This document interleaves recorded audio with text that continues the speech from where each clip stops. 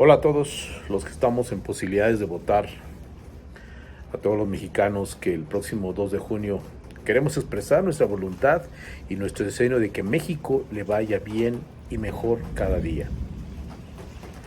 Fueron cerca de 77 años los que México estuvo inmerso en un gobierno donde la corrupción, el dedazo, la masificación del poder con ayuda de gremios, sindicatos, empresarios, instituciones federales como Pemex, Luz y Fuerza, maestros de la educación, trabajadores y políticos controlaron al país y lo educaron a un estilo que lo disfrazaron de laico, dando al pueblo circo y diversión, pero a la vez pobreza y explotación. ¿Qué dice la historia que hizo el pueblo de México? Bueno, el pueblo de México castigó, sin duda alguna. Castigar votando por una alternancia cuando así las posibilidades lo permitieron, decía al final de los 77 años. Castigaron al partido en el poder que era el PRI.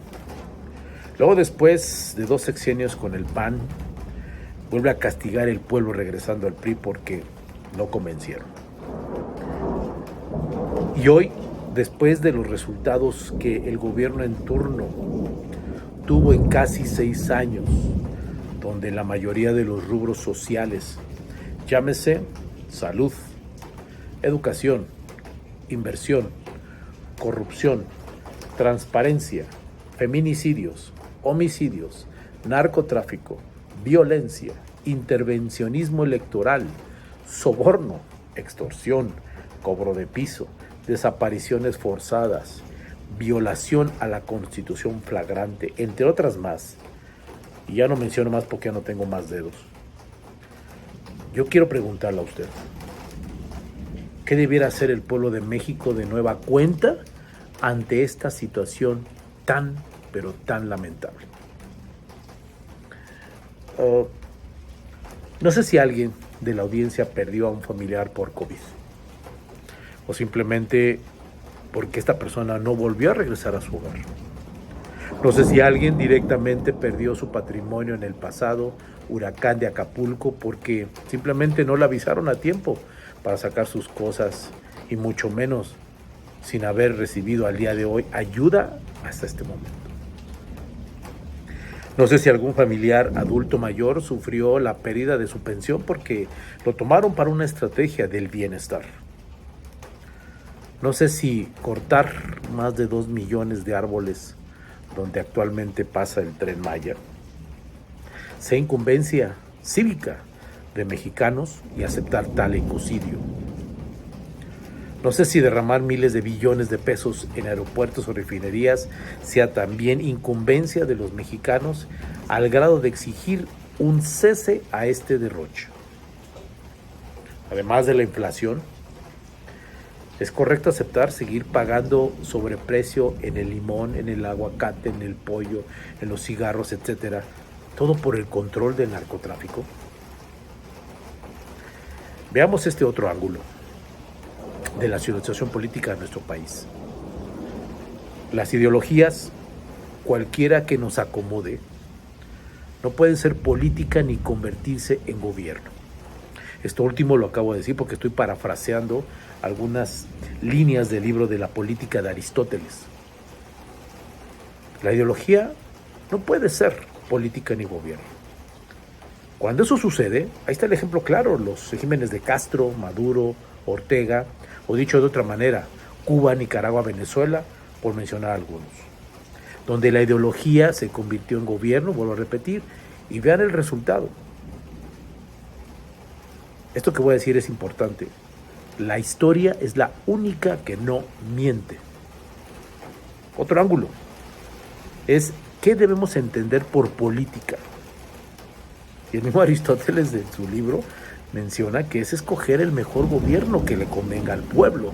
El mejor gobierno que le convenga a nuestro pueblo. Cualquier estadística que veamos o leamos, independientemente que muestran la preferencia de quién las paga y para quién se le paga, no dejan de ser alarmantes porque no se ha eliminado en ningún rubro todos los males sociales que mencioné antes y que sabemos de sobra cuáles nos aquejan. Según está documentado, la 4T es un movimiento que se compara con la independencia, la reforma y la revolución que transformaron a México en su momento y que la 4T para mí lo pretende, pero que también se sostiene en dos pilares fundamentales, que es, por un lado, la corrupción y la pobreza, ¿cierto?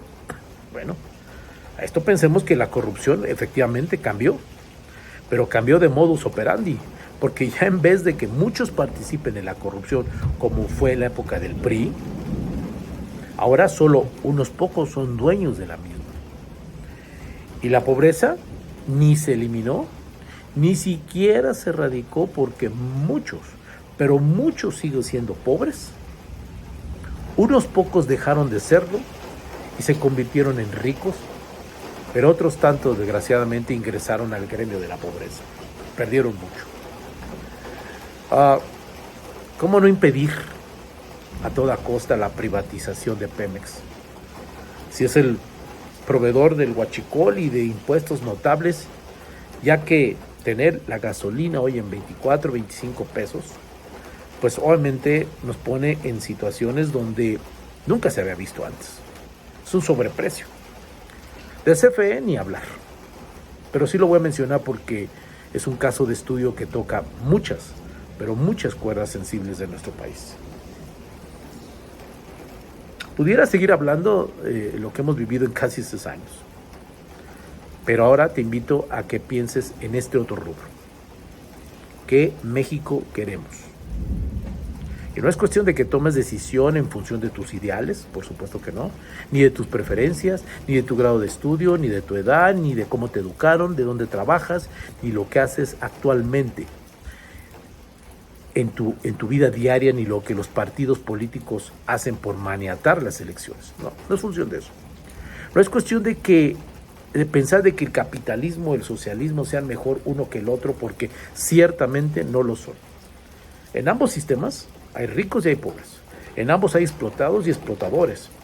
Pero lo que sí ambos hacen es dividir al pueblo y al mundo para forzar a escoger una bandera o modelo que no es perfecto. No cometamos errores, y hablo en plural porque si votaste por el actual gobierno, hoy es tu oportunidad de resarcirlo. Si votaste por alguna otra opción que también en la historia ha errado, hoy es el momento de resarcirlo. Y no digo que los partidos actuales sean los mejores y que los políticos sean la mejor opción en el hoy por hoy. Por supuesto que no lo estoy diciendo. Lo que digo es que es lo que hay y es la forma de expresar la voluntad votando. México lo que menos necesita es de políticos. México necesita al trabajador, al jornalero, al profesor, al carpintero, al taxista, al empleado, etcétera, etcétera, etcétera, que son los que a fuerza de voluntad, cansancio, esfuerzo y pago excesivo de impuestos ha hecho de México lo que ha sido un país noble y bendecido por Dios y la Virgen de Guadalupe. De este último comentario que acabo de decir, si eres creyente o no, ese no es el punto. Todos tenemos algo en común que se llama libre albedrío. Los que creemos, pues solamente es un regalo divino. Los que no creen, es algo que ya lo tienes y que puedes ejercerlo libremente. Ese libre albedrío, que es un derecho natural, hoy te pido que lo ejerzas y votes contestándote lo siguiente. Ya sé por quién no votar. 2. Ya sé por quién lo haré. Pero si lo hago, haré también rendir a cuentas a esa persona que le di mi confianza, porque lo que sí es que no volveré a fallar cometiendo omisión y desidia al no querer involucrarme en mi país. México necesita personas de acción y no de convicción política, porque entonces volvemos al pasado.